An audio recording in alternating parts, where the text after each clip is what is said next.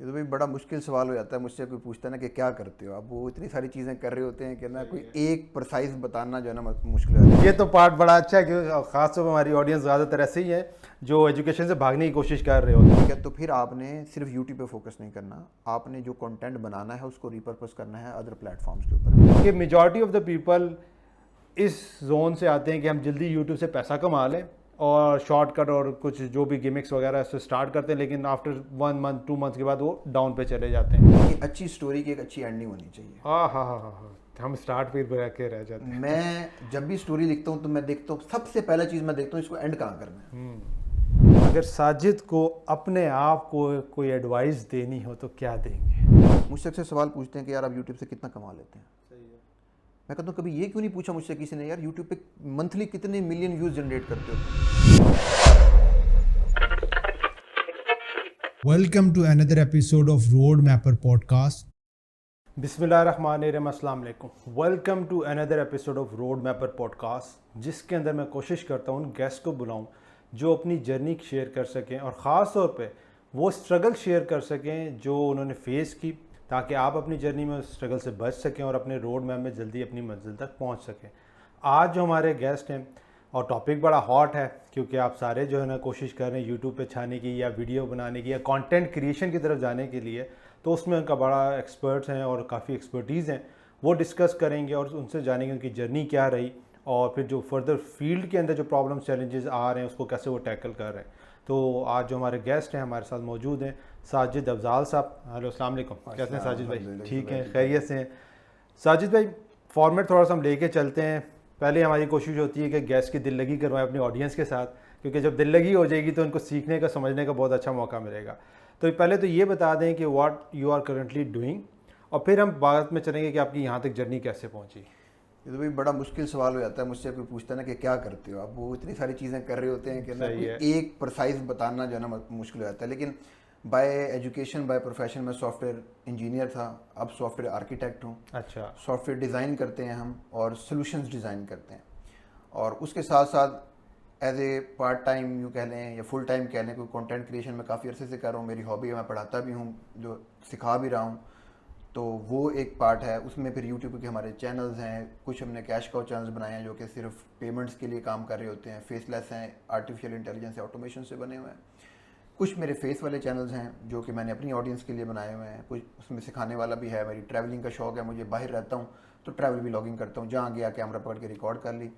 और ये भी मुझे तनवीर ने आइडिया दिया था, अफ्रीका मेरे पास आया, कह रहा यार तुम अफ्रीका में रहते हो, फ़ोन तुम्हारे पास है, ट्रैवल भी लॉगिंग क्यों नहीं करते। तो वहाँ से एक आइडिया क्लिक किया कि यार ट्रैवल भी चलें, साथ स्टार्ट करते हैं। फिर मैं कंसल्टेंसी देता हूँ बहुत सारी फर्म्स को इंटरनेशनली, जिसके अंदर मेनली जो पेमेंट एप्लीकेशन होती है, पेमेंट सिस्टम्स होते हैं, साइबर सिक्योरिटी होती है, उस हवाले से वो कंसल्टेंसी है, वहाँ से कुछ अर्निंग हो रही होती है। फिर मेरी एक अपनी बहरीन के अंदर मैं रहता हूँ, तो वहाँ पे मेरी एक जॉब है बैंक के अंदर, और उनका भी अंदर जो है वही है, पेमेंट सिस्टम्स मैं लीड करता हूँ। सॉफ्टवेयर इंजीनियर की एक लंबी जर्नी है मेरी, और बड़ी स्ट्रगलिंग वाली जर्नी है और बड़ी इंटरेस्टिंग है। कैसे मैंने नहीं पढ़ता था, अच्छा, फेल होता था, ठीक है। घर वाले घर से निकाल देते थे। ये तो पार्ट बड़ा अच्छा है क्योंकि खासतौर पर हमारी ऑडियंस ज़्यादातर ऐसे ही है जो एजुकेशन से भागने की कोशिश कर रहे होते हैं। और तो मैं चाहूँगा कि ज़रूर कनेक्ट करें कि वो जो भागता था फिर इंजीनियर बन गया, फिर माशाल्लाह जॉब और कैरियर में आप गए, तो वो क्या चेंज आया था, किस तरह एजुकेशन की तरफ या पढ़ाई की तरफ रुझान बना? देखिए, वो शुरू से ऐसे ही था कि ना, जैसे जिस इलाके में मैं पैदा हुआ था ना, उसको कहते हैं मोहल्ला दीवान बाग, मुल्तान में एक इलाका है। सर यूँ समझ लें कि ये कच्ची आबादियों वाला इलाका होता है, इस तरह का था उस ज़माने में। अभी भी वो कोई पोश एरिया नहीं है।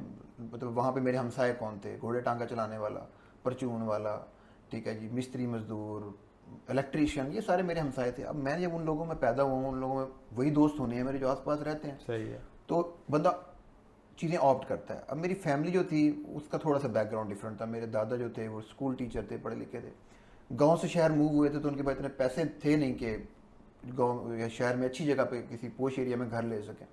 तो वहाँ पर अब उनकी कोशिश होती थी कि हम अपने बच्चे को इन बच्चों से बचा के रखें, लेकिन जब आप समंदर में रह रहे हैं तो आप कितनों से बचा लेंगे ना। तो वो आदतें जो है वो आती गई, और पढ़ाई में दिल नहीं लगता था। और एफएससी में मेरे 4 साल लगे। पहले मुझे प्री मेडिकल में एडमिशन करवाया गया, मैं नहीं कर सका। फिर प्री इंजीनियरिंग में करवाया गया, फिर नहीं कर सका। फिर मुझे आईसीएस में करवाया गया। तो उसमें कंप्यूटर साइंस था, तो कंप्यूटर साइंस में थोड़ा दिमाग चलता था, तो गेम एशिया में भी खेलना पसंद होती थी, तो वहाँ पे थोड़ा से अच्छा परफॉर्म किया और वो फिर जो है क्लियर कर गए। और बीएससी में फिर मैं एज ए होल फेल हो गया था। और एक स्टोरी है जो कि बस शॉर्ट सी मैं बता दूंगा, काफ़ी प्राइवेट हो जाती है। मैं बीएससी में मेरी कुछ जो है तबीयत ख़राब हुई और मैं हॉस्पिटलाइज हो गया, और मेरा 2 ऑपरेट हुए और मैं हॉस्पिटलाइज रहा तकरीबन 1 साल के लिए। अच्छा। वो जो 1 साल का टाइम था ना सर, और ये मैं मतलब है जो बच्चे हैं जो सुन रहे हैं जो अभी स्ट्रगलिंग फेज में, मैं उनको बताना चाहूँगा, वो इस 1 साल के टाइम ने हॉस्पिटल के बेड के ऊपर मुझे बताया कि दुनिया क्या है। अच्छा। कौन मिलने आता है आपको, कौन नहीं मिलने आता। जब आप डेथ बेड पे हैं तो किसको आपकी परवाह है, किसको आपकी परवाह नहीं है। एंड ऑनेस्टली स्पीकिंग मैंने देखा कि सिवाय वालदा के दुनिया की कोई दूसरी हस्ती ऐसी नहीं है जिसको आपकी परवाह हो। लोग फॉर्मेलिटीज़ कर देते हैं, आ जाते हैं, चले जाते हैं। और वहाँ पे ये समझ आई कि अगर तुम कुछ हो तो दुनिया तुम्हारी है, अगर तुम कुछ नहीं हो तो तुम कोई नहीं शिकवे पूछेगा। गिले करते रहें, चले जाएं।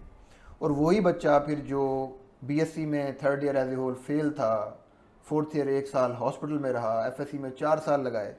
मैंने जाके वालिद साहब को कहा जी मैंने पेपर देने हैं 1 महीने बाद पंजाब यूनिवर्सिटी के बीएससी के एग्ज़ाम से, और मैं इधर federal government college H8 Islamabad में पढ़ा करता था, ये एफिलेटेड था लाहौर यूनिवर्सिटी के साथ। मैंने कहा पेपर देने हैं, और उन्होंने कहा पागल हो गया, एफएससी में तूने 4 साल लगाए हैं, 3rd ईयर में तो फेल हो गया है एज ए होल, इस्लामिया तक में तो फेल है, और उसके बाद 4th ईयर तो सारा हॉस्पिटल पड़ा रहा है, तेरी 2 सर्जरियाँ हुई पड़ी हैं, तेरी ब्लड की वॉमिट आती है, तू कहाँ से पेपर दे लेगा, क्या कर लेगा।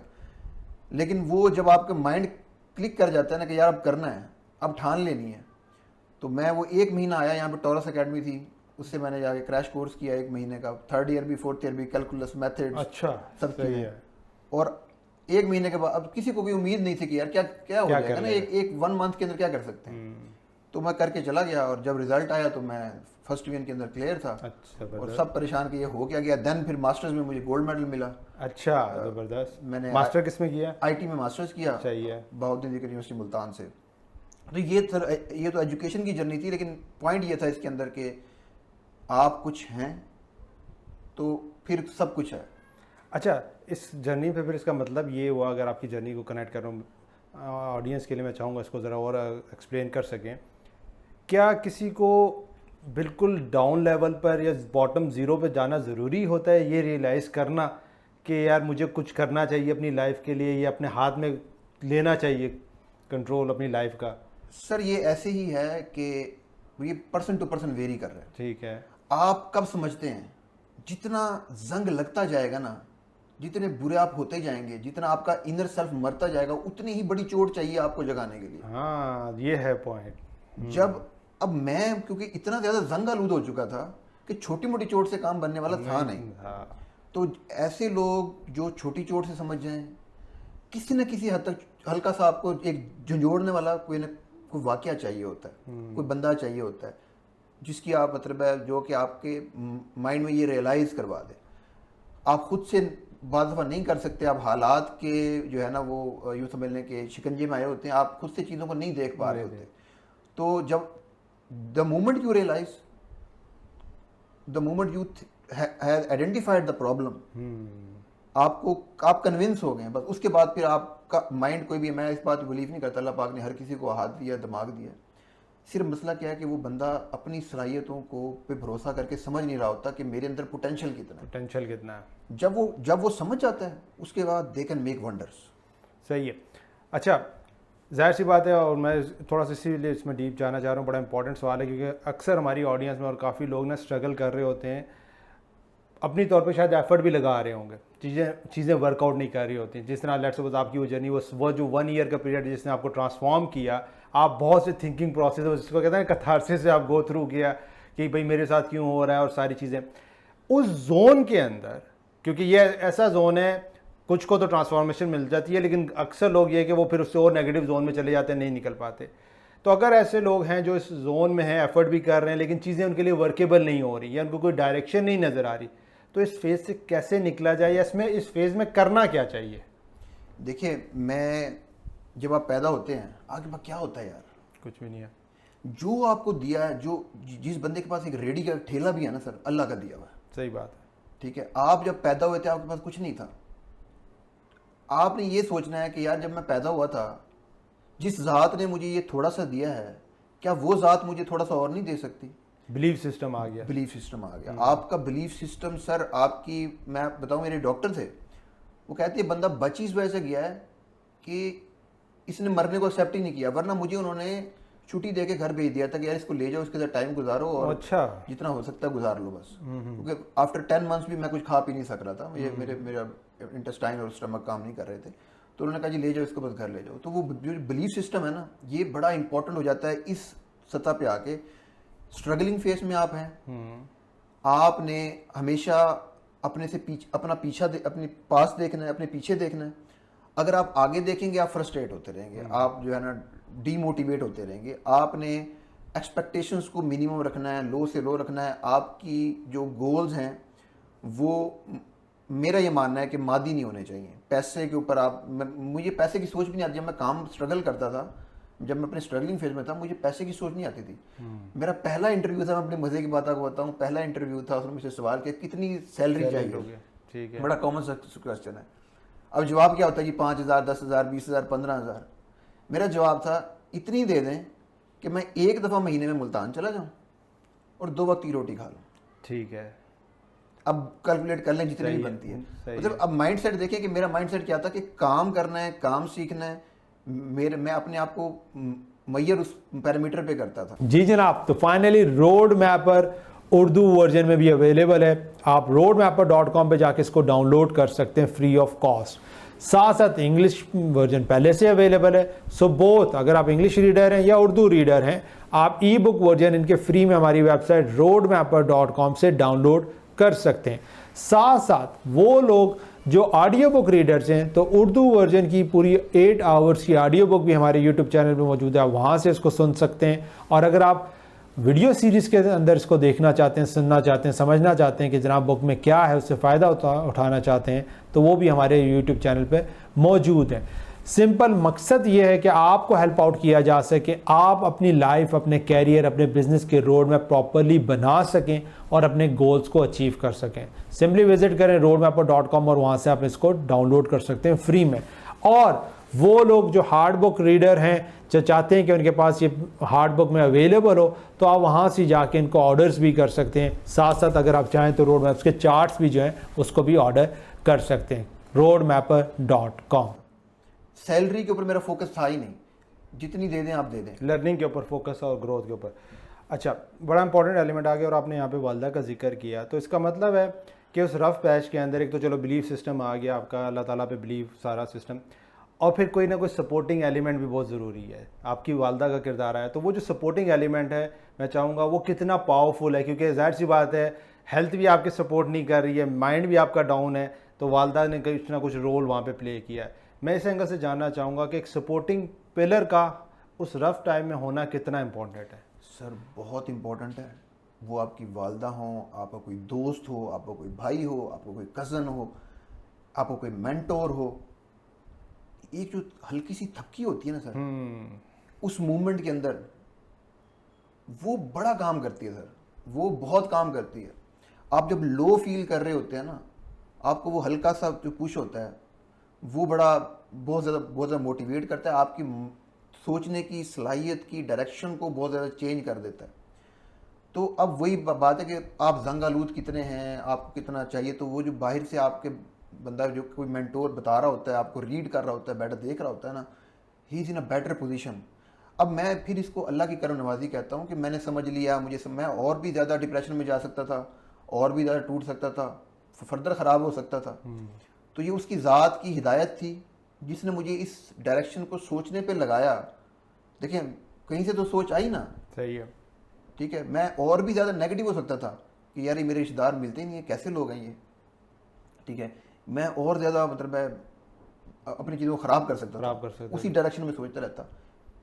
प्रोग्रेस सोच देने वाला कौन है? अल्लाह की ज़ात है। उस ज़माने में ये सोच कैसे आई कि यार साजिद साहब कुछ करना है, हो गया जो होना था, ए देखो ए दुनिया जे ए है, अब इस पार्ट से निकलें and then go and change and let the people know कि भाई ऐसे नहीं ऐसे। और मैं आपको लिटरली बता रहा हूँ कि मेरे जो रिश्तेदार सुन रहे होंगे इस पॉडकास्ट को, कहते थे हमारे घर ना आया करे, तेरा हमारे घर पर्दा है। अच्छा, ठीक सही है, है। वो उन लोगों ने बाद में अपने बच्चों को कहा कि यार उसकी तरह नहीं बन सकते, उसकी तरह नहीं बन सकते। बट अगेन कि वो व्हील पावर जो थी, विल पावर और टाइम चाहिए। अच्छा, बड़ी ज़बरदस्त बात है। और मैं ना अक्सर ऑडियंस से कहता हूँ कि पहले मैं जब ना पॉडकास्ट का फॉर्मेट स्टार्ट किया था तो मेरे जहन में ये था कि जो हमारे पूरा फ्रेमवर्क है ना 12 स्टेप्स का, मैं गेस्ट को लेके बैठूँ और उससे कहूँ कि यार ये 1 बाय 1 स्टेप से चलते हैं। लेकिन उसमें प्रॉब्लम ये थी कि गेस्ट के लिए उस डॉट को कनेक्ट करना मुश्किल। फिर मैंने क्या किया कि यार डिस्कशंस के अंदर मैं पॉइंट्स को खुद कनेक्ट करवाऊंगा। अभी आपने जो बड़ी बात की ना, उसमें हम एक चीज़ बड़ा इंपॉर्टेंट लेके आते हैं। एक तो अनफेयर एडवांटेज अपना फाइंड आउट करें कि आपकी क्या पोटेंशियल और किस पे आप ग्रो कर सकते हैं। फिर हम बात करते हैं अकाउंटेबिलिटी की। जिस तरह आपको वालदा की थपकी से मिल गया, हम यहाँ पे कहते हैं कि भाई आप ये देखें कि आपकी गाड़ी कैसे चलती है। कुछ ऐसे लोग हैं जिनको अगर आप पीयर में काम करें लोगों के साथ तो उनकी ग्रोथ होती है। जिस तरह आप लोगों ने, आप तीनों ने जो भी एक पॉडकास्ट स्टार्ट किया उसकी भी हम बात करेंगे। कुछ ऐसे लोग होते हैं जो सोलो बैठ के काम करते हैं। कुछ ऐसे लोग होते हैं जो बड़ी हार्डशिप से गुजरते हैं, बल्कि वो मैं बुक में भी जिक्र किया और यहाँ पे भी बताना ज़रूरी है, इस कॉन्टेक्स्ट कनेक्ट हो जाएगा कि अल्लाह ताला कहता है कि तुमने कैसे समझ लिया कि हम तुम्हें बगैर आजमाए हुए कामयाबी देंगे, तुम्हें जान माल औलाद से आजमाएंगे। फिर एक जगह अल्लाह ताला ये भी कहता है कि हम किसी इंसान पे उसकी ताकत से ज़्यादा बोझ नहीं डालते। तो जितनी ज़्यादा साजिद के ऊपर वो स्ट्रगल आई, वो इसलिए आई कि पहली चीज़ कि साजिद हैंडल कर सकता था। साजिद ने हैंडल किया तो अल्लाह ताला ने उसके लिए एक दरवाज़ा ओपन किया और वो फिर सारी दुनिया चेंज हुई। तो वही अगेन इस डिस्कशन को यहाँ पे अगर हम वाइंड अप करें, समराइज़ करें, तो जितनी स्ट्रगल इनके पास आ रही है इसका मतलब ये हैंडल कर सकते हैं, यही इस काबिल है। और दूसरा ये कि हर स्ट्रगल इसलिए कि आप नेक्स्ट स्टेप पे जाने के काबिल तभी होंगे जब आप स्ट्रगल को फेस करेंगे। अच्छा, बड़ा मज़ा आया। चलो, ये कॉन्टेक्स्ट मेरे ख्याल से अक्सर ऑडियंस का आपका नहीं पता होगा। ये कर लिया आपने, आ गए और फिर आपने कहा भी जॉब के साथ और सारी चीज़ों में, तो फिर यूट्यूब और ये जो वीडियो का पार्ट है या कंटेंट क्रिएशन शौकिया है आप? जैसे मैंने आपको बताया कि तनवीर भाई ने आइडिया दिया कि यार ये किया करो। अच्छा, आईटी से रिलेटेड था मैं, तो उस ज़माने में ना हम एक सिस्टम पे काम कर रहे थे जिसमें हम थ्रेड्स को जो है प्रायोरिटाइज़ कर रहे थे, डिफरेंट टास्क को प्रायोरिटाइज़ करते थे। तो यूट्यूब और ये जो था इसमें भी वीडियो एक स्टडी मैंने की उसके अंदर कि यूट्यूब कैसे प्रायोरिटाइज़ करता है अपनी व्यूअर को वीडियोस दिखाने के लिए। फिर उसी एल्गोरिथम को समझते हुए ना मैंने अपने पास इम्प्लीमेंट करना था, तो मैंने वो टेस्टिंग स्टार्ट करने के लिए एक चैनल बनाया और उसके साथ हमने जो है ना वो थोड़ी सी छेड़छाड़ी शुरू की कि देखें कैसे इसको जो है ना वो, वहाँ से फिर जो है ना वो करते करते जो है ना फिर ये पता, थोड़ा सा स्टडी और की तो पता लगा जी फेसलेस चैनल्स भी होते हैं, कैमरा शाय हर बंदा होता है, मैं भी कैमरा शाय था। तो मैंने कैमरे पे तो मैं अभी आया हूँ 2022 में 21 में आके आया हूँ मैं, हालांकि 2014-15 से मैंने जो है वो स्टार्ट किया हुआ था। उसके बाद फिर कुछ अर्सा बंद भी कर दिया। कुछ कुलीग्स थे वहाँ पे युगांडा में साथ लोकल, उनके साथ जो है ना इंग्लिश वॉइस ओवर्स के लिए इस वक्त AI वॉइस तो हुआ नहीं करती थी, तो उनके साथ जो है वो काफ़ी उनकी वॉइस रिकॉर्डिंग्स वगैरह की, लेकिन वो इतना कामयाब रहा नहीं कुछ। उसके बाद ना फिर वो स्टडी की प्रायोरिटाइजेशन की, उसको बंद कर दिया। फिर कुछ अर्सा कैश काउ से कुछ थोड़े से पैसे कमाए, तो फिर थोड़ा सा ये कहा चलो यार इसी तरफ लग जाते हैं, ठीक है, और वो वाला सिलसिला शुरू किया फिर। और ये आप साथ जॉब चल रही थी? साथ जॉब चल रही थी। और ये साथ पार्ट टाइम पहले तो शौकिया स्टार्ट किया, फिर रिसर्च के एंगल से, और फिर आहिस्ता आहिस्ता जब रिजल्ट्स आना शुरू हुए तो आप आगे मूव फॉरवर्ड करते हैं। ये बड़ा इंपॉर्टेंट पॉइंट है और मैं यहाँ पे चाहूँगा ऑडियंस को थोड़ा सा एम्फेसाइज हम करें यहाँ पे। अक्सर होता क्या है कि आपको चीज़ें टेस्ट एंड ट्रायल करना पड़ती हैं और फिर जाके कुछ ना कुछ डॉट्स कनेक्ट होना पड़ता है। और यहाँ पे अभी हमने शायद वो चीज़ें नहीं डिस्कस की जो आपने बहुत ट्राई की होंगी लेकिन कामयाब नहीं हुई होंगी। अच्छा, यूट्यूब पे मैं चाहूँगा थोड़ा सा वापस बाद में आएंगे, लेकिन जो आपने काम किया है ना, जो स्ट्रगल की है ख़ासतौर पे स्टडी वाली, जो आपने फील्ड में काम किया है, मैं चाहूँगा अपना उस फील्ड के बारे में बताइए। क्या फील्ड है, क्योंकि अक्सर ऐसे ऑडियंस होगी जो पढ़ रहे होंगे, करना चाहते होंगे, क्या है ये, किस फील्ड में, क्या सर्विसेज है, क्या काम कर रहे हैं आप? देखिए, मैं कंप्यूटर प्रोग्रामर, अगर आसान अल्फाज में कह लें तो मुझे शौक भी था, मैं बनना भी चाहता था, प्रोग्रामिंग करना चाहता था। मेरी डिग्री IT से रिलेटेड थी, तो मैं as a internee software developer जो है वो लाहौर मैंने मूव किया। उस वक्त जॉब नहीं मिल रही थी। एक तो ये है कि आप बहुत नहीं जिक्र यूनिवर्सिटी मुल्तान के पढ़े हुए हैं, when you move to Lahore, वहाँ पे नस्ट, फास्ट, PU, ठीक है, वो बच्चे आ रहे हैं तो कैलिबर मैच ही नहीं करते यार, ऑनेस्टली स्पीकिंग। मैं आज बैठूँ तो मैं ऑनेस्टली कहता हूँ कि यार ज़्यादती नहीं है, ये अल्लाह पाक का इंसाफ होता है, दुनिया भी इंसाफ के निज़ाम पे चलती है। आप compete नहीं कर पाते तो कॉर्पोरेट के अंदर आपको नहीं मिलेगी वर्थ, ठीक है, आपको अपनी स्किल्स को इम्प्रूव करना है। तो हमारी स्किल्स जो है वो उस लेवल की नहीं होती जो यहाँ पे फास्ट का बच्चा पड़ा होता है, उसकी स्किल्स बहुत ज़्यादा ग्रूम्ड होती हैं। तो किसी बड़ी कंपनी में, थोड़ी छोटी कंपनी में भी नहीं जॉब मिलती थी। देन व्हाट आई डिड के एक कॉल सेंटर की मैंने जॉब की। और साथ साथ ना मैं उस ज़माने में गूगल वगैरह इतना ज़्यादा तो इन था नहीं, मैं वापस गया अपनी बुक्स का, जो मेरा एक ट्रंक था उसमें बुक्स थी, मैं वो ट्रंक उठा के मुल्तान से लाहौर लेके आया। और मैंने फिर बड़ी कंपनियों को इंटरव्यूज़ नहीं दिए, इसलिए नहीं दिए कि मैं दूंगा तो रिजेक्ट होता रहूँगा और वो फिर दोबारा करेंगे नहीं। मैंने इंटरव्यू स्टार्ट किए लर्निंग, मैं दिन के 10 इंटरव्यूज़ भी देता रहा सीखने के लिए कि ये पूछते क्या हैं, ये जो पूछेंगे मैंने वो तैयार करना है, मैंने वो ढूंढना है, मार्केट में डिमांड क्या है। मैं तो मुल्तान से उठ के लाहौर आया, मुझे तो पता नहीं कि क्या चल रहा है ना, पिक्चर कितनी हो चुकी है, कितनी बाकी है, आई डोंट नो। मैं वो सिर्फ जाता था इस पर्पज़ के लिए, सवाल याद रखने की कोशिश करता था, जहाँ पे अलाउड हो वहाँ पेपर पे लिख लेता था सवाल। सही है। सवाल इकट्ठे करके वापस आता था, फिर उनको स्टडी करता था कि यार ये क्या है। किसी ने पूछा जो ना मल्टी थ्रेडेड एप्लीकेशंस पे काम किया है, तो मैं आके नोट कर लेता कि मल्टी थ्रेडेड एप्लीकेशंस क्या होती हैं, फिर आके उनको स्टडी करता, उनको पढ़ता। तो इस तरह से करते करते मैंने कोई 7-8 माह लगाए। Then I came to that पार कि यार अच्छा, अब मैं जो है ना थोड़ा सा नॉलेज गेन कर चुका हूँ, अब मैं इंटरव्यूज़ सही में देना स्टार्ट कर सकता हूँ। अच्छा, एक और चीज़ यहाँ पे कनेक्ट करें, क्या आपको फैमिली की सपोर्ट थी? मतलब क्योंकि अक्सर केसेस में ये होता है जो लोग पीछे से अपने इलाकों से निकल के शहर में आते हैं तो फैमिली का बड़ा प्रेशर होता है, भाई कमा के दो, और उसमें शायद वो फंस जाते। तो क्या फैमिली का प्रेशर थे? 7 महीने कैसे सर्वाइव किया? यार कमाने वाला प्रेशर तो नहीं था, कि अच्छा, कमा के देने वाला प्रेशर तो फैमिली की तरफ से नहीं था, लेकिन सपोर्ट भी ऐसा कोई खास नहीं थी। बल्कि वालिद साहब चाहते थे कि मैं गवर्नमेंट जॉब कर लूँ, और वालिद साहब मेरे वापडा के अंदर जो है वो गवर्नमेंट ऑफिसर हैं 22nd ग्रेड के नाउ। तो मैं नहीं करना चाहता था गवर्नमेंट जॉब, और 5,000 पे जब मैं जॉब करता था लाहौर में, तो वो कहते थे कि यार ये क्या जॉब है, घर से बाहर रहता है, 5,000 में क्या होता है, वो घर बैठ जाती रोटी हम दे देंगे, क्या मसला है, इस तरह की बातें थी। तो गवर्नमेंट की जॉब मैं अप्लाई नहीं करता था, अप्लाई करता था तो भाग जाता था, टेस्ट नहीं देता था। अब वो ज़बरदस्ती अप्लाई करवाते थे। तो एक ज़माना आया कि उन्होंने रोक दिया घर वालों को ना कि इसकी आप किसी ने इसको पैसे नहीं देने, अब किसी ने इसकी मदद नहीं करनी, इसको ज़रा काटने दो, इसको पता लगेगा कितने दूनी 100 होता है। तो उस ज़माने में थोड़ा सा चैलेंजिंग पीरियड था मेरे लिए। तो बस वो जैसे कॉल सेंटर पे जॉब की, सीखा करा, तो वो गुजर गया उसके बाद। लेकिन यह कि स्ट्रगल वो 1-1.5 साल जो था रहा मुश्किल पीरियड रहा, और उसके बाद अल्लाह पाक ने फिर थोड़ा सही है। अच्छा, जॉब क्रैक हो गई और फिर आगे जर्नी किस तरह गई और जो करंट अभी पहुँचे हैं? जॉब क्रैक हो गई जी। उसके बाद एक कंपनी थी विजनरी कंप्यूटर सॉल्यूशंस के नाम से, अभी भी है, शाहिद बेग साहब मेरे मेंटोर हैं वहाँ, उन्होंने बहुत कुछ सिखाया, ना सिर्फ टेक्निकल सिखाया। आपकी डेफिनेशन के मुताबिक मेंटोर कौन होता है? मैं मेंटोर उसे कहता हूँ जो ना सिर्फ आपको स्किल सेट दे, आप वो इतना क्रिटिकली आपको एनालाइज कर सके कि आपको ग्रूम कर सके, आपके डिफरेंट पार्ट्स, एक एज ए पर्सनैलिटी आप में कुछ पार्ट्स मिसिंग होंगे।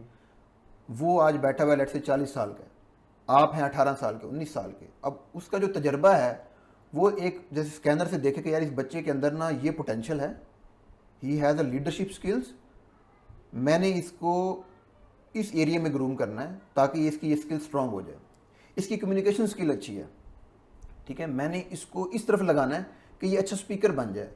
वो बच्चा नहीं आइडेंटिफाई कर सकता, वो मेंटोर वो होता है जो आपकी ये एरिया आइडेंटिफाई करे।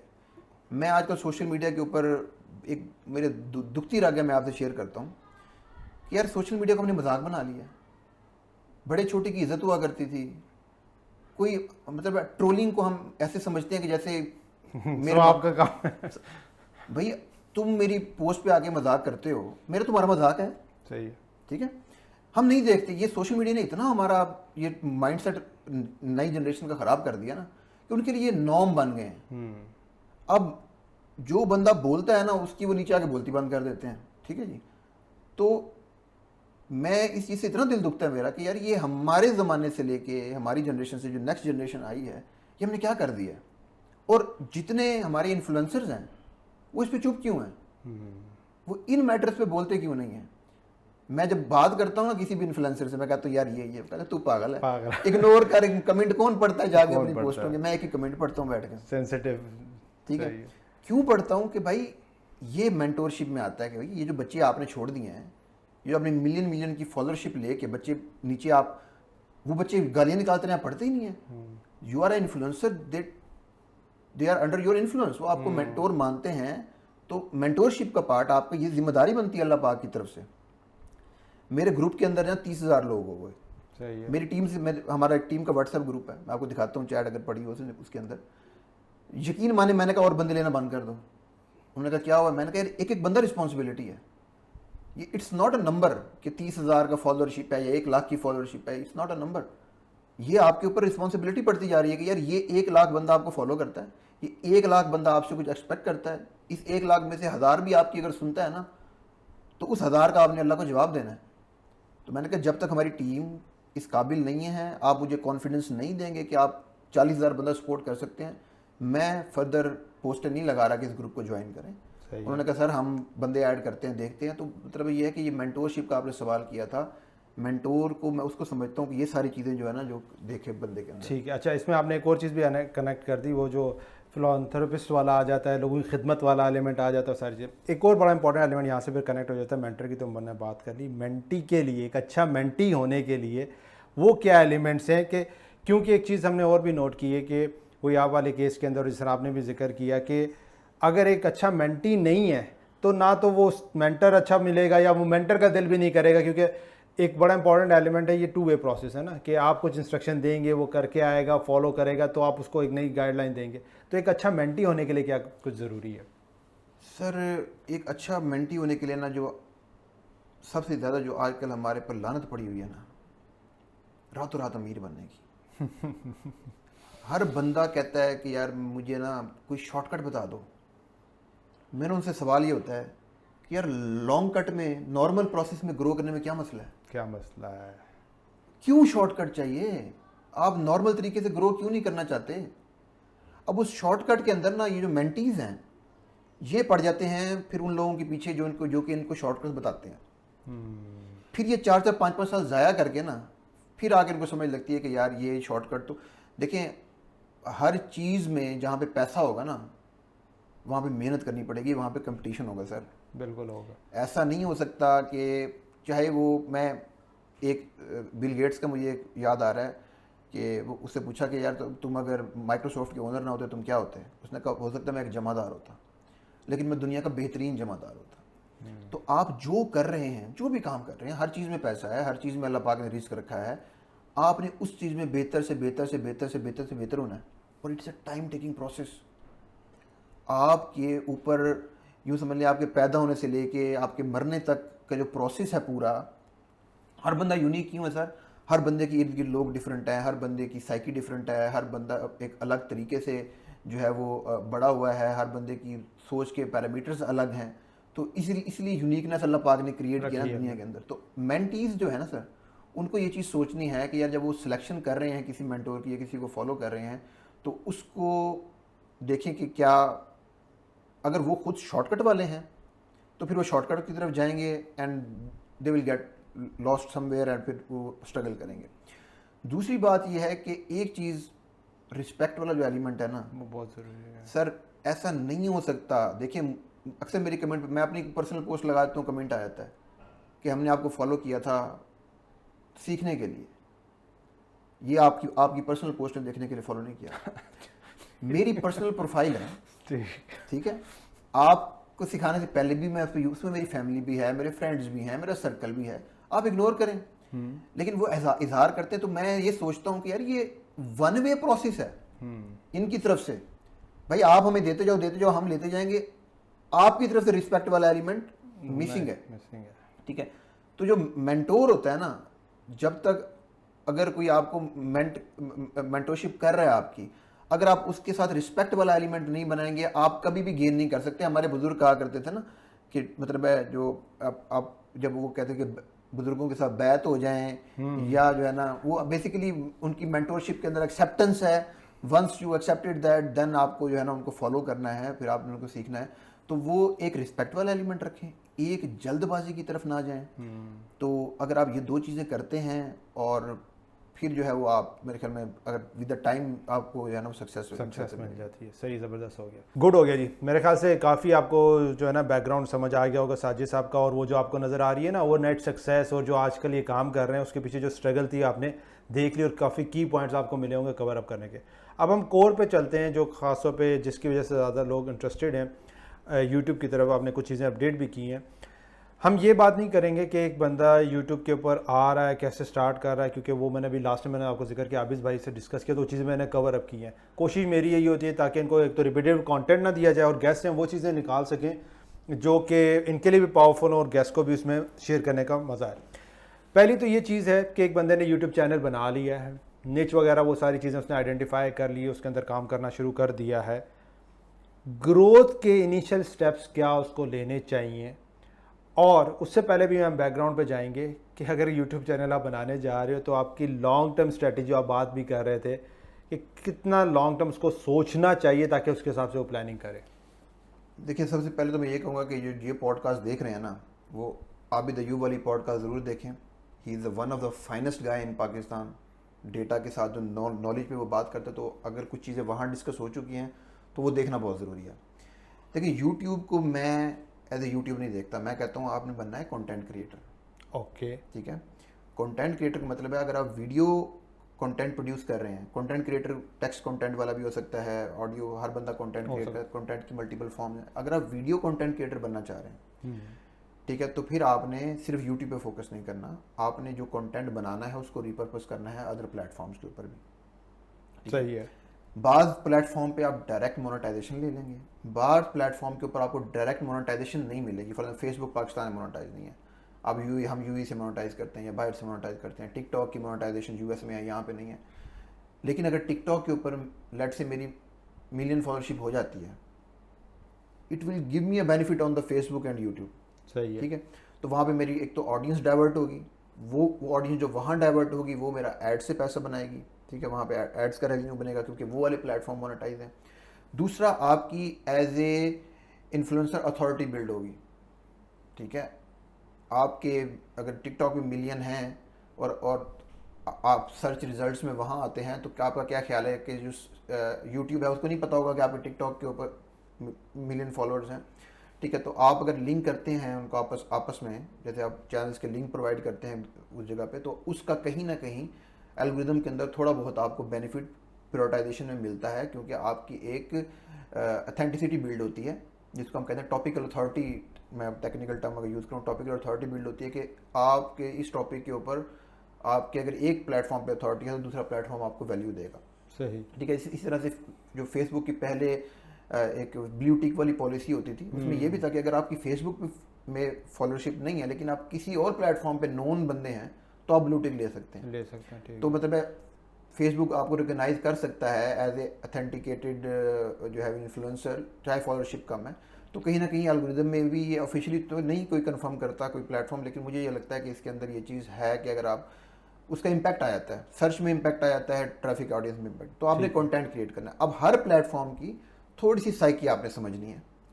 टिकटॉक की शॉर्ट फॉर्म कंटेंट है, मेनली शॉर्ट फॉर्म पे ज़्यादा लोग वहाँ स्क्रॉल करते हैं, तो आपने अपने कंटेंट को उसी हिसाब से प्रायोरिटाइज करना है। वहाँ पे वैसे क्लिप्स काटने हैं, वैसे ही आपने हुक्स लगाने हैं उसके अंदर। हुक क्या होता है सर? हुक ये होता है कि आपने किसी भी बात को स्टार्ट करने से पहले आपने जल्दी से ऑडियंस को ग्रैब कर ले, उसकी अटेंशन ग्रैब कर लेनी।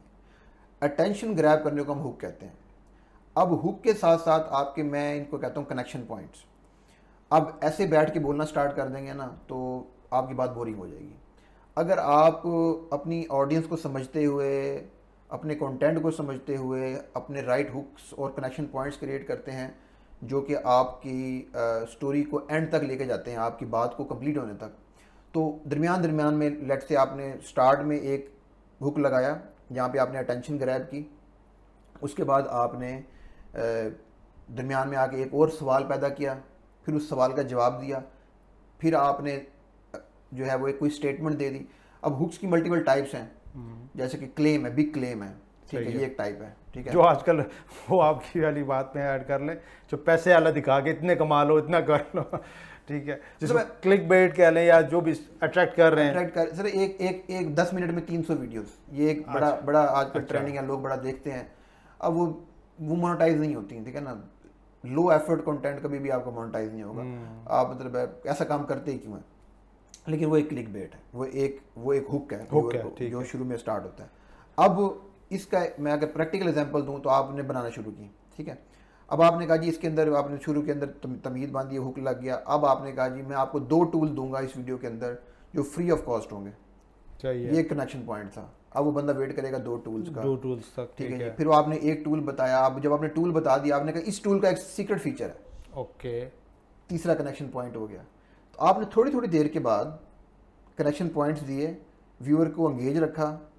अब व्यूअर को वीडियो पूरी दिखा दी, सही, ठीक है जी। अब मसला यह है कि जब आप इस तरह का, अगर आप इसमें गुड क्लिक बेट और बैड क्लिक बेट का कॉन्सेप्ट होता है, सही है, कि अगर तो आप वाकई जो है ना अच्छे वाले तरीके से क्लिक बेट कर रहे हैं और व्यूअर को वो इन्फॉर्मेशन, वो वैल्यू दे रहे हैं जो उसको मिलनी चाहिए, तो फिर तो व्यूअर आपका रिकरिंग व्यूअर बनेगा, रिटर्निंग व्यूअर बनेगा, ठीक है। ये एक बड़ा स्ट्रॉन्ग रैंकिंग फैक्टर होता है एल्गोरिदम के अंदर, रिटर्निंग व्यूअर का। तो वो आपको एल्गोरिदम भी आपको प्रमोट करेगा। लेकिन अगर आपने एक दफ़ा कर दिया, दूसरी दफ़ा कर दिया और व्यूअर ने 2 दफ़ा देख ली कि यार ये तो घुमा, जो दिखाता है वो है नहीं इसके अंदर, तो वो फिर दोबारा नहीं आएगा। जब वो दोबारा नहीं आएगा तो एल्गोरिदम को काफ़ी कुछ अरसे के बाद ये चीज़ क्लियरली आइडेंटिफाई हो जाएगी कि यार नए लोग तो इसको देख रहे हैं, इसके पुराने लोग वापस नहीं आ रहे, तो वो नए लोगों को दिखाना भी कम कर देगा, ओके, तो आपकी रीच कम कर देगा। तो ये बेसिकली। अच्छा, आपने हुक की बात की और मुझे याद आ रहा है, वो हम जब कनेक्टेड पाकिस्तान के इवेंट में बैठे थे ना, तो शॉर्ट डिस्कशन हो रही थी। आपने एक बड़ी अच्छी स्ट्रेटजी दी थी, वो ये थी जिस तरह आपने कुछ कहा था कि ट्रेंडिंग जो वीडियोस आती हैं या न्यू ईयर्स की कोई वीडियोस आती हैं, तो आप उसमें 2 इंट्रो जो है ना आप रखते हैं, ताकि अगर वो ट्रेंड ख़त्म हो जाए तो आप एक स्टार्टिंग वाला इंट्रो हटा देते हैं और वो एवरग्रीन वीडियो रह जाती है। तो वो अगर आप एम्फसाइज करना चाहें। देखिए, यूट्यूब के ऊपर एक ऑप्शन है यूट्यूब एडिटर की, उसमें जो न्यू चैनल्स होते हैं, ये बेसिकली उनके लिए मैं स्ट्रेटजी बता रहा हूँ। अगर कोई वीडियो क्लिक कर गई तो वो तो कर गई, ठीक है, ट्रेंड में आ गई और वो लाखों में चली गई, तो वो तो फिर आपकी जो पर्पस था वो पूरा कर गई। लेकिन अगर कोई वीडियो आपकी लॉन्ग ट्रेंड में नहीं चल सकी ना, लॉन्ग टर्म आपने चलानी है, तो 1 लाख व्यूज से अगर कम व्यूज हैं आपकी वीडियो के ऊपर, तो यूट्यूब आपको एडिटिंग अलाउ करता है inside the YouTube studio, okay.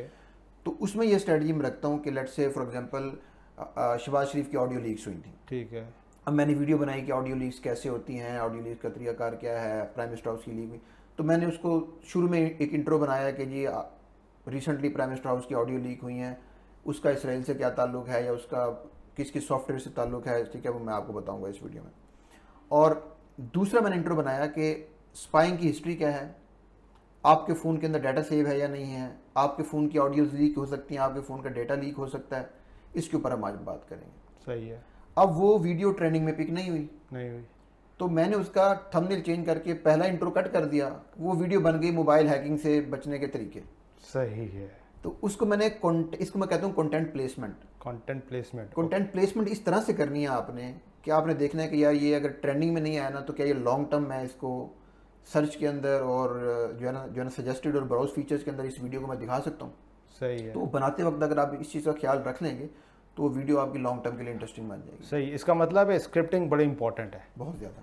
ज़रा इस पर बात कर लेते हैं।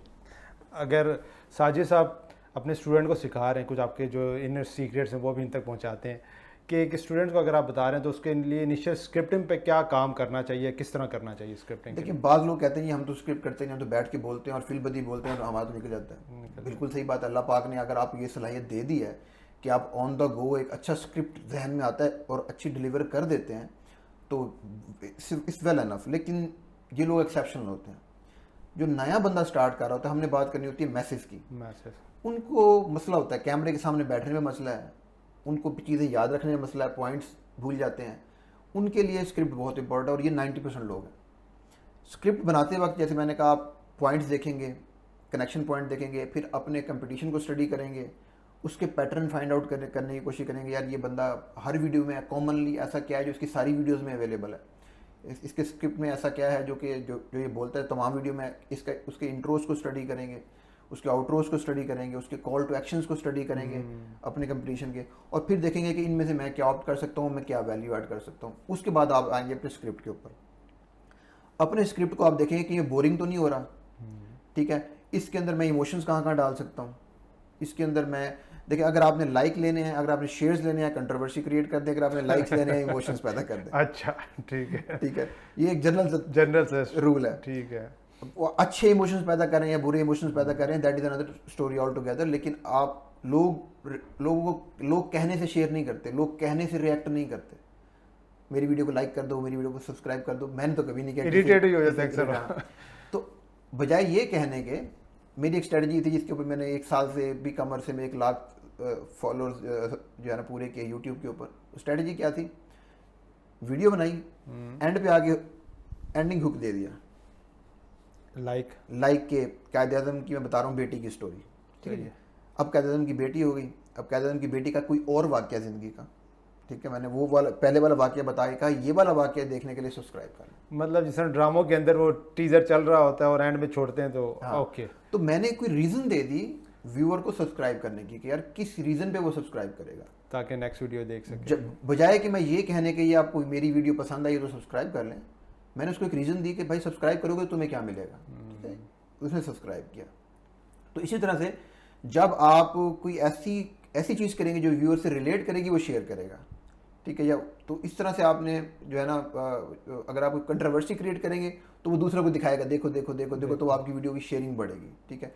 कोई इमोशनल बातें करेंगे तो लोग उसके ऊपर जल्दी रिएक्ट करेंगे, लाइक ज़्यादा करेंगे। तो ये चीज़ें जो है ना हमें अपने स्क्रिप्ट में फिर लेके आनी है कि स्क्रिप्ट में देखना कि ये इंग्रेडिएंट्स अवेलेबल हैं, फिर स्क्रिप्ट की प्रैक्टिस है, उसकी डिलीवरी है कि हमने बोलना है, किस तरह से स्क्रिप्ट को डिलीवर करना है।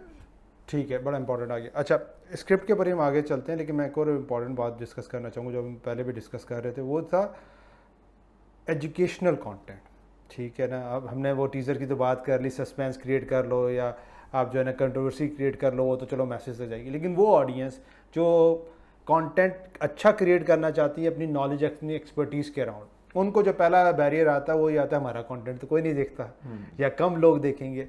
तो उनको किस माइंडसेट से वो कंटेंट क्रिएट करना चाहिए और उनके लिए क्या डायरेक्शन होनी चाहिए? सर ये देखिए, मैंने अभी आपसे बात कर रहा था कि एक वीडियो 2 दफ़ा अपलोड किया, 2 दफ़ा मिलियन क्रॉस किया, कर गई, ठीक है जी। एजुकेशनल वीडियो है, एडिटिंग की वीडियो है, सही है। आपने पढ़ाना तो है। असल चीज़ जो मिसिंग है ना हमारे एजुकेशनल कंटेंट से, ये मैंने गोरों का कंटेंट एनालाइज कर करके ना आइडेंटिफाई किया, फन का एलिमेंट मिसिंग है। ओके, इन्फोटेनमेंट जो आ जाता है, आपने पढ़ाना इस तरीके से है कि वो इंटरटेनिंग भी हो, फिर जाके ना वो एंगेजमेंट मिलेगी आपको। अब हम क्या करते हैं, आज मैं आपको बताता हूँ ये वाला काम कैसे करना है, ऐसे ऐसे ऐसे ऐसे ऐसे। अब ये बंदा वो तो सुन लेगा जो कि पर्टिकुलरली कीनली इंटरेस्टेड है इस चीज़ के अंदर, लेकिन मैं नहीं सुनूंगा।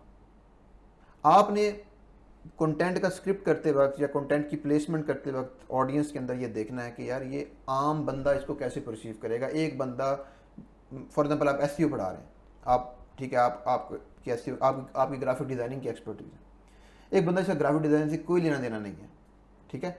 आप अपने स्क्रिप्ट के अंदर बोलेंगे उसके साथ रिलेट करने के लिए, मैं एक हुक की एग्जांपल दे रहा हूँ, मेरे माइंड में अभी आ रही है कि एक शर्ट बना लें। क्या आप अपनी शर्ट पे इस तरह का लोगो लगाना चाहते हैं? ठीक हो गया। अगर आप और उसको थोड़ा सा मतलब है, अगर उसके से किसी से रिलेट कर दें, किसी एंकर पर्सन से, किसी सेलिब्रिटी से उसको रिलेट कर दें, ठीक है, तो ये काम जो है ये मैंने किया, ये देखें ये मैंने किया हुआ है और मैं आपको सिखा सकता हूँ 2 मिनट के अंदर। अच्छा, अब उसके अंदर आपने फिर स्टोरी टेलिंग में इसको चले जाएँ, ठीक है जी, कि जी लोगों के अंदर फ़न है और फ़न के अंदर जो है वो हम उसको साथ साथ स्क्रिप्ट करते जाएं, उसको स्टोरी बताते जाएं, ठीक है, और साथ साथ जो है ना वो उसको आप सिखाते जाएं, ठीक है। फॉर एग्जांपल लोगों का आइडिया लेना है आपने, ठीक है, तो मैं सुबह उठा, चाय पीने के साथ आइडिया मेरे जहन में आया आपके, अब वो या स्टोरी बता रहे हैं, मैं सुबह उठा, चाय पी, अब पढ़ा रहे हैं आप पढ़ा ग्राफिक डिज़ाइन रहे हैं लेकिन स्टोरी कर रहे हैं, ये वाला कंटेंट सा फिर एंगेजिंग हो जाता है। ये वाला कंटेंट एजुकेशनल भी होगा तो मिलियन व्यूज पे टच कर जाएगा, लेकिन अगर आप बैठ के बोरिंग कंटेंट जनरेट करेंगे पढ़ाने वाला तो फिर नहीं देखा जाएगा। स्टोरी टेलिंग बड़ा इंपॉर्टेंट बात है, और मैं ना स्टोरी टेलिंग की जब बात होती है तो एग्जांपल देता हूँ, बड़ी इंपॉर्टेंट है और रिलीजन से कनेक्ट हो जाएगी। वो कुरान पाक है। कुरान पाक के अंदर वो जो सारी हिस्ट्री की स्टोरीज़ बताई गई, वो उसकी रीज़न यही है कि इंसान को स्टोरीज़ याद है, वो वाक़यात याद हैं, ठीक है। तो वो बड़ा इंपॉर्टेंट एलिमेंट है कि आपको वो अगर आप सिंपल सा कंटेंट दे देंगे तो वो इफेक्टिव नहीं, लेकिन अगर स्टोरी की शक्ल में लेके आएंगे, सर मुझे अभी तक वो रिकॉल हो रही है जो आपने शायद रिसेंट अपडेट की है जिसमें आपने वो फायर की सराउंडिंग लगाई और वीडियो को एडिटिंग कर रहे हैं, तो मेरे जहन में वो स्टोरी एक फायर वाली बनी हुई है कि यार वो अच्छा यार वो साजिद भाई ने एक वीडियो बनाई थी जिसके अंदर उन्होंने फायर का एलिमेंट दिखाया था, किस तरह कैम कट के अंदर कि भाई फायर किस तरह या रेन किस तरह लेके आ जाते हैं, ठीक है। तो वो अगेन वो स्टोरी के एंगल से याद है, वैसे नहीं याद रहती। अच्छा, स्टोरी की बात आ गई तो अगर स्टोरी के ऊपर थोड़ा सा हम डिस्कस कर लें कि एक अच्छी स्टोरी के अंदर कुछ चीज़ें तो आपने बता दी, और कोई चीज़ें ऐसी जो उसके अंदर इंपॉर्टेंट होनी चाहिए। देखिए, अच्छी स्टोरी की एक अच्छी एंडिंग होनी चाहिए। हाँ, हम स्टार्ट फिर के रह जाते हैं। मैं जब भी स्टोरी लिखता हूँ तो मैं देखता हूँ, सबसे पहला चीज़ मैं देखता हूँ इसको एंड कहाँ करना है। अगर आपके पास एंड पॉइंट है ना स्टोरी का, फिर आप उसको बड़ा तरीके से डाइवर्ट करते हुए एंड पॉइंट पे लेके चले जाएंगे। लेकिन अगर आप एंड पॉइंट का सोचे बगैर डायरेक्ट स्टोरी क्रिएट करने बैठ जाएंगे तो आपकी स्टोरी क्रिएट करने में आपको थोड़ा सा मसला होगा, आप कनेक्शन सही बिल्ड नहीं कर पाएंगे, बात सही नहीं कर पाएंगे। तो जब भी आप कंटेंट के लिए स्टोरी लिखने बैठ रहे हैं या सोचने बैठ रहे हैं तो उसका एंड सोच लें पहले, एंडिंग कैसे करनी है, फिर उस एंड की तरफ जाने के लिए आपने रास्ते निकालते हुए आपने एंड पे उसको ले जाना है। सही। और इसी तरह अक्सर लोग कहते हैं कि कंटेंट बनाने से पहले थंबनेल डिज़ाइन करो या उसको विजुअलाइज करो और फिर उसके हिसाब से आप जब कंटेंट क्रिएट करते हैं तो ज़्यादा इफेक्टिव मैं होगा। ऐसे ही करता हूँ। अच्छा, सही है। मैं ऐसे ही करता हूँ। मैं पहले थंबनेल डिज़ाइन करता हूँ, उन थंबनेल के हवाले से फिर जो है ना मैं अपना स्क्रिप्ट राइट करता हूँ। पहले थंबनेल का एक आइडिया, जैसे कि वीडियो का एक आइडिया, रफ आइडिया आ गया आपके पास, ठीक है। अब आपने वीडियो नहीं बनाई तो आपके पास एंडलेस पॉसिबिलिटीज़ हैं तो आपके थिंकिंग प्रोसेस के अंदर। लेकिन जब आप वीडियो बना लेंगे ना, आप उसकी स्टोरी लिख लेंगे, उसका स्क्रिप्ट लिख लेंगे, उस वीडियो को फाइनलाइज कर लेंगे, फिर आपका माइंड स्टक हो जाएगा 2 या 3 थंबनेल्स के ऊपर कि मैंने ये बात बतानी है। आपके पास जर्नल आइडिया है और जब जर्नल आइडिया से आप जर्नल थंबनेल्स बनाएंगे, ठीक है, तो फिर आपको अंदाज़ा होता जाएगा कि यार इसमें से ना मैंने कौन कौन से और फैक्टर मैं अपनी वीडियो में ऐड कर सकता हूँ जो कि मेरे लिए जो है ना क्लिक करवा के लेके आ सकते हैं। इसी तरह से फेसबुक के ऊपर थंबनेल बहुत ज़्यादा इंपॉर्टेंट नहीं होता। सही है। फेसबुक के ऊपर जो पट्टी ऊपर लगती है ना, सही है, दैट इज़ वेरी इंपॉर्टेंट। और इसमें कॉपी राइटिंग की जो स्किल्स हैं वो बड़ी इंपॉर्टेंट हो जाती है कि आपने थोड़े अल्फाज में जब आप लिख रहे हैं तो आपने वो बात करनी है जो कि मैसेज कन्वे कर दे आप। अपील कर। जैसे मेरी ये 1 मिलियन वाली जो वीडियो है, 2 लफ्ज़ लिखे हैं इसके ऊपर, एडिटिंग सीखें, बहुत बड़ा करके 2 लफ्ज़ लिखे हैं, एडिटिंग सीखें, वेरी क्लियर मैसेज, पढ़ने में आसान है। अगर मैं इसके ऊपर लिख दूँ ना एडिटिंग करने का आसान तरीका और मैं आपको पढ़ाऊँगा आज, तो मैं पूरा एक लाइन पैराग्राफ लिख दूँ तो कौन, आपके पास टाइम नहीं है अटेंशन ग्रैब करने के लिए। जितना आप उसको छोटा करते जाएंगे फेसबुक के ऊपर, जितने कम लफ्ज़ होंगे उतने ही आसानी से पढ़ना आसान हो जाएगा, तो व्यूअर उसके ऊपर जल्दी हुक होगा। अच्छा, तो क्या फिर यही रीज़न है जितने आपने की पॉइंट्स बताए, इसका मतलब है काफ़ी टाइम रिक्वायर्ड है, इसके लिए एफर्ट रिक्वायर्ड है, एनर्जी रिक्वायर्ड है, रिसोर्सेज रिक्वायर्ड है कि मेजॉरिटी ऑफ द पीपल इस जोन से आते हैं कि हम जल्दी यूट्यूब से पैसा कमा लें और शॉर्टकट और कुछ जो भी गिमिक्स वगैरह से स्टार्ट करते हैं, लेकिन आफ्टर 1 मंथ 2 मंथ के बाद वो डाउन पे चले जाते हैं कि ये शॉर्ट टर्म की गेम नहीं है। इसके अंदर एफर्ट लगेगी, रिसोर्सेज लगेंगे, वसाइल लगेंगे, एनर्जीज लगेंगी, टेस्ट एंड ट्रायल्स होंगे। सो अगर एक बंदा, वो हम जो कंटेंट क्रिएशन की आप बात कर रहे थे और सारा कुछ बजा रहे थे, क्या विजन होना चाहिए? मुझसे मैं पॉडकास्ट की आपसे बात कर रहा था कि जी मेरे लिए सबसे बड़ा विजन मसला यही था कि यूसुफ अगर 3 साल तक कर सकते हो तो पॉडकास्ट स्टार्ट करो, नहीं तो नहीं स्टार्ट करो। यूसुफ भाई, हमारे पास वही मसला जो हमने पहले डिस्कस किया है, पैसा। हर बंदा कम वक्त में अमीर बनना चाहता है, पैसा ही हमारी मेन मोटिवेशन रहेगी। मुझसे अक्सर सवाल पूछते हैं कि यार आप यूट्यूब से कितना कमा लेते हैं। सही है। मैं कहता हूँ कभी ये क्यों नहीं पूछा मुझसे किसी ने, यार यूट्यूब पे मंथली कितने मिलियन व्यूज जनरेट करते हो तुम? मेरी सक्सेस का क्राइटेरिया पैसा क्यों है? सही है। मेरी सक्सेस का क्राइटेरिया व्यूअरशिप क्यों नहीं है? कितने लोगों तक पहुंचा हूं वो क्यों नहीं है? इसलिए नहीं है कि हमारी सोसाइटी में हमने इसको एक्सेप्टेंस दे दिया कि भाई पैसा ही सारा कुछ है।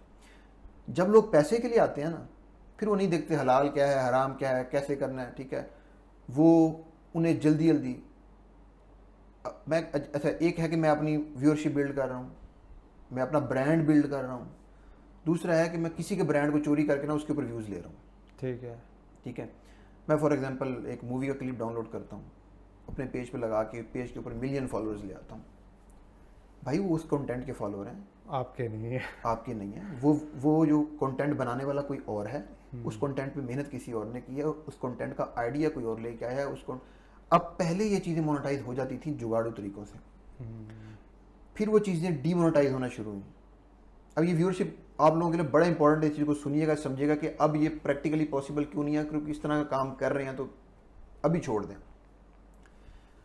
उसके बाद जो है ना सर, ये चीज़ें पकड़ी जाना शुरू हुई, डीमोनेटाइजेशन शुरू हुई। फिर इन्होंने क्या सोल्यूशन निकाला, इन्होंने सोल्यूशन ये निकाला कि जी ऐसा करें, हम पहले से ही चैनल मोनेटाइज कर लेते हैं।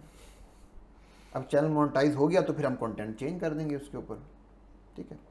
जैसे जैसे एआई स्ट्रांग होती गई ना, इन लोगों के रास्ते वो बंद होना शुरू हो गए और उनको गर्दन से आगे पकड़ लिया। आप, मैं एक जनरल रूल बताता हूँ कि आप, इसमें भी तो एफर्ट है ना सर, आप किसी का क्लिप पकड़ेंगे, उसको रिवर्स मारेंगे, उसकी एडिटिंग करेंगे उसके ऊपर, ठीक है, फिर अपने पेज पे अपलोडिंग करेंगे, टाइम कंज्यूमिंग काम है ना।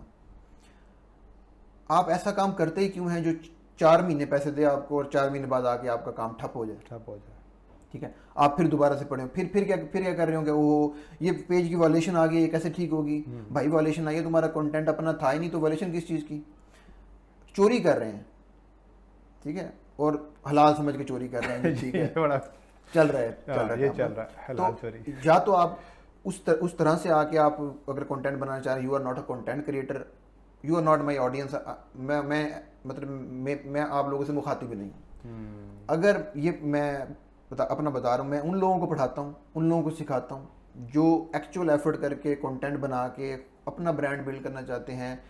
अगर आपके पास देखें पैसे, आपके पास कैमरा नहीं है, आपके पास माइक नहीं है, तो फिर आप कैश काउ स्टार्ट कर लें, आप एआई वॉइस यूज़ कर लें आप, लेकिन अपनी रिसर्च, अपना कंटेंट, अपना स्क्रिप्ट, अपनी ये तो कुछ तो आपका जिसको आप ओन कर सकें, सही है। तो जो लॉन्ग टर्म की जर्नी है उसमें फिर मैंने कहा कि देखें, आपने ये डिसाइड करना है कि आपने, जैसे आपने कहा कि लॉन्ग टर्म है, 3 साल आपने बैठ के देखना है, तो आपने कंटेंट, कौन सा प्लेटफॉर्म है जो आपको जल्दी रिस्पॉन्स दे देता है, ठीक है। टिकटॉक जल्दी रिस्पॉन्स देता है नॉर्मली, फेसबुक आपको जल्दी रिस्पॉन्स दे देता है, यूट्यूब टाइम लेता है, तो आपने फिर मल्टीपल प्लेटफॉर्म पे स्टार्ट करना है ताकि आपको मोटिवेशन भी मिलती रहे और फिर वहाँ से आपकी व्यूअरशिप भी मिक्स होती रहे, और आपने पूरी कंटेंट स्ट्रेटजी बना के चलना है, ना कि ये कि बस मैंने कैमरा पकड़ना आया डाला, मैं कल वायरल हो जाऊंगा।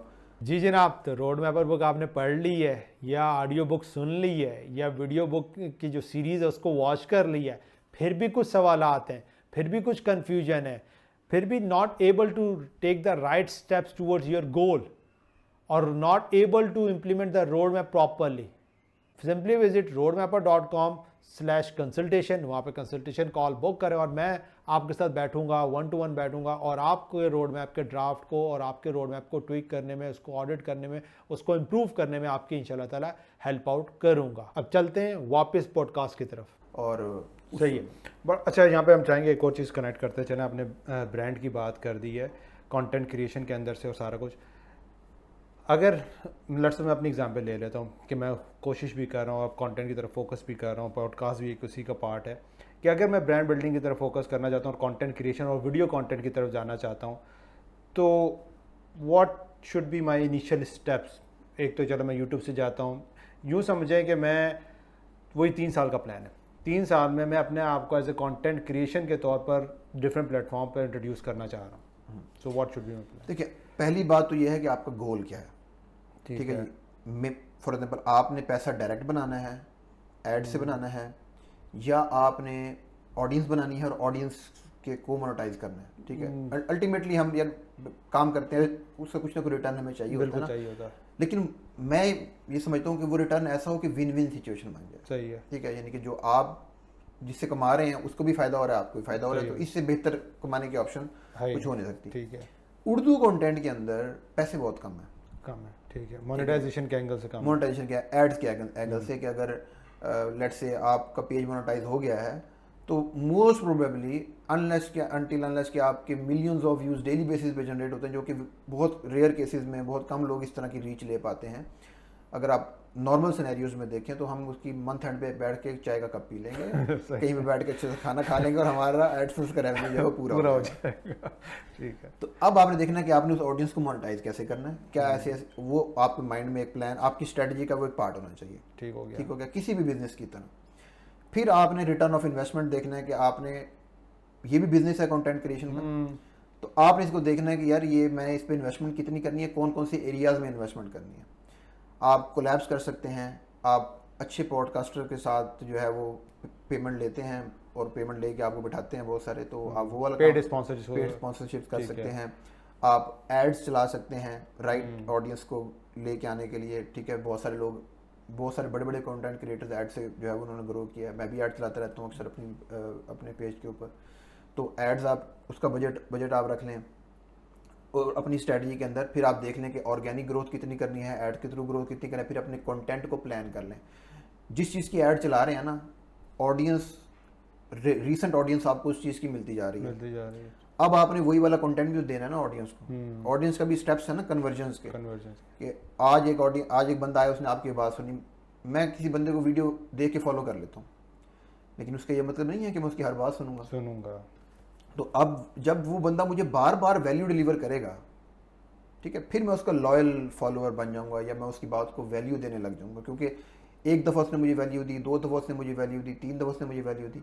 तो आपने अपनी स्ट्रेटजी के अंदर ये चीज़ भी प्लेस करनी है कि यार आपने जो ऐड चलाने हैं किस टॉपिक पर चलाने हैं, फिर उसके बाद आपने कौन सा कंटेंट अपनी ऑडियंस को देना है, ठीक है। और लॉन्ग टर्म के अंदर आपने किस तरह से अपनी ऑडियंस को साथ के साथ ग्रो करते हो, अपने साथ ले के चलना है। सीजन्स बनाएं, ठीक है, मल्टीपल आपकी फील्ड से रिलेटेड मल्टीपल चीज़ें, मल्टीपल आइडियाज़ लॉन्च करें, वो आप साथ साथ चलते रहेंगे। तो जैसे बाकी चीज़ें बिजनेस हैं, कंटेंट क्रिएशन भी एक बिजनेस है। मोनेटाइजेशन पहले माइंड में रखें, ठीक है, सिर्फ फेम के पीछे नहीं भागें। अगर आपने मोनेटाइज करना है तो कैसे करना है, आपका गोल क्या है, वो बड़ा क्लियर हो, उसके बाद आप कंटेंट क्रिएशन स्टार्ट करें, और उसके बाद जो है ना वो फिर आप स्ट्रेटजी बना के उसको लेके चलें। सही है। अच्छा, इसमें एक और बड़ा इंपॉर्टेंट एलिमेंट आ जाता है टीम का। सही है। तो टीम बिल्डिंग बड़ा, और ख़ास पाकिस्तान के अंदर के अभी आप जाएंगे, आपको हर स्किल के कोई भी पोस्ट करेंगे सारे लोग मिल जाएंगे, बट फिल्टर प्रोसेस करते पहुंचेंगे तो आपको पता चलेगा काम का बंदा नहीं मिला। तो आप टीम बिल्ड की हुई है, आपने काम करवा भी रहे हैं, और कंटेंट क्रिएशन का, और ख़ास तौर पे सबसे बड़ा इसमें वीडियो एडिटिंग का जो मुझे भी प्रॉब्लम आ रही है, तो कहाँ से हायरिंग करें, उसका क्या प्रोसेस होना चाहिए टीम बिल्डिंग का? यूसुफ भाई, मैं जो है ना अपने आप को एक खुशकिस्मत इंसान समझता हूँ कि अल्लाह पाक ने मौका दिया। 56-57 कंट्रीज़ अभी तक विजिट कर चुका हूँ, और 10-12 कंट्रीज में तो रह के काम कर चुका हूँ। तो इंसानों के जो डिफरेंट वर्जन है ना, काला पीला नीला, मैं सबके साथ काम कर चुका हूँ। तो टीम बिल्डिंग वाला जो एक्सपीरियंस है ना, वो मेरा बड़ा यूनिक सा है। सही है। मैं पाकिस्तान में मैंने टीम बिल्ड की है। मैं एक 30,000 लोगों का ग्रुप चला रहा हूँ माशाल्लाह। अकेला बैठता था, अकेला स्टार्ट किया था, आज से 1.5 साल पहले की बात है। वहीं से बच्चे ढूंढे, वहीं से टीम बिल्ड की। आज वो 10 लोगों की टीम है जो कि पूरे ग्रुप को सपोर्ट कर रही होती है। तो मैं तो इस चीज़ पे बिलीव करता हूँ कि जब अगर आपने टीम बिल्ड करनी है ना, तो इसमें 2 रास्ते हैं। या तो आप पैसा लगाएं, ठीक है, पैसा लगा के अच्छा टैलेंट हायर करें, उनको आप रिटेन करें, जो नॉर्मल प्रोसेस है, ठीक है। या फिर आप अच्छे टैलेंट को पिक करें जिसको जो ग्रूम्ड ना हो, ओके, उस पर मेहनत करें। सही है। या तो आप पैसा लगा लें या आप टाइम लगा लें, ठीक है, उस पर मेहनत करें, उसको ग्रूम करें, उसको ग्रो करवाएं, सही उसको वैल्यू दें, ठीक है। वो बंदा फिर आपके लिए एसेट में कन्वर्ट हो जाएगा। वो बंदा आपके लिए काम, मेरी जितनी टीम है एडिटिंग वाली, वो ऐसी है। मैंने उनको फ्रेश पकड़ा था, उनको एडिटिंग नहीं आती थी, उनको सिखा के सैलरीज उनकी इंटरनी के हिसाब से थी। सही है। जैसे जैसे उनकी स्किल इंप्रूव करती गई, वैसे वैसे उनकी सैलरी। ये रिमोट थी? रिमोट थी। अच्छा, इसमें फिर एक और चैलेंज आ जाता है, जो काउंटर आता है, वो आता है कि जी हम इतनी इन्वेस्टमेंट करके या उनको ट्रेन करते हैं और फिर वो भाग जाते हैं जब काम का वक्त आता है, तो उनको रिटेंशन के लिए फिर क्या करना चाहिए? सर, वैल्यू देना उनको। वैल्यू से मुराद ये है कि आपने जो बेस्ट मार्केट के अंदर पॉसिबल ऑप्शन है उसमें से आपने बेस्ट देनी है उसको। अच्छा, ठीक है। अगर आप उसको बेस्ट दे रहे हैं तो वो क्यों छोड़? अच्छा, चलें इसको स्टेजेस में लेके चलें। एक बंदा था जिसके अंदर पोटेंशियल था, वो ग्रो भी करना चाहता था, आपने वीडियो एडिटिंग के लेट्स उसको ट्रेनिंग दी या उसको गाइडेंस दी। इस लेवल पर तो आप उसके ऊपर कोई टाइम इन्वेस्ट कर रहे हैं, ठीक है। एवरेज टाइम कितना लगता है अगर लेट्स सपोज एक बंदा जीरो से बंदे को किसी को सिखा रहा है या ट्रेन करवा रहा है? देखिए, इसमें आपका सिलेक्शन क्राइटेरिया भी है ना, आपने कैसा बंदा पकड़ लिया। मैं एवरेज की बात कर रहा हूँ कि एवरेज बंदा हमने पकड़ा, ठीक है। तो 3 महीने से 4 महीने तक बेहतरीन किस्म की स्किल सेट आप उस बंदे की डेवलप कर सकते हैं। ओके, सही है। 4 महीने हो गए, अब उसके बाद आप उसको इंटर्नी लेते हैं, नहीं 4 महीने तक वो इंटर्नशिप रहा। इंटर्नशिप रहा। और इंटर्नशिप पेड होती है, फ्री होती है? पेड क्या होती है। क्या रेंज होती है इसकी? 10 से 15। ठीक है, उसमें हंसी खुशी, और वो ये 8 आवर्स के लिए काम कर रहा होता है तकरीबन, या 6 से 8? ठीक है, अच्छा ये हो गया। उसके बाद जो उस क्राइटेरिया को फुलफिल कर रहे हैं तो उसको आप जॉब पे ले आते हैं? जॉब पे ले आते हैं। अच्छा, इनिशियल प्रोबेशन पीरियड होता होगा 6 महीने, साल? 3 महीने का प्रोबेशन। अच्छा, उसमें क्या पैकेज वगैरह क्या होता है? इंटर्नशिप से बाद जब वो कन्वर्ट होता है 30,000 based on the skill set. ठीक है। अगेन 30,000 तक अगर आप उसको प्रोबेशन पे देते हैं, और डेफिनेटली हम उस बच्चे की बात कर रहे हैं जो बिल्कुल फ्रेश है। फ्रेश है, उसको आपने जो है वो बिल्कुल अभी हायर किया है, उसको आपने एडिटिंग सिखाई है, और फिर उसको आपने इंटर्नशिप से कन्वर्ट किया है जॉब के ऊपर। 30,000 के अराउंड जो है उसकी प्रोबेशन हो गया। प्रोबेशन जैसे उसने कंप्लीट किया तो उसके बाद फिर 60 to 70 और जहाँ पे भी। ठीक है। जो लॉन्ग टर्म पे आप साथ चल रहे हैं तो वो सिर्फ सैलरी पे भी हैं, या उनको कोई और एडवांटेज है, बोनस या कुछ क्या दे नहीं, पर्क्स हैं? सैलरी पे भी हैं, हाँ, पार्टनरशिप पे भी हैं। एक्सप्लेन करें। हाँ, What अब kind ये मैं अपने स्टूडेंट्स को भी यही कहता हूँ कि देखें, टीम बिल्डिंग के अंदर ना आप सैलरी पे किसी को कब तक रोक के रख सकते हैं? सही बात है। ठीक है जी।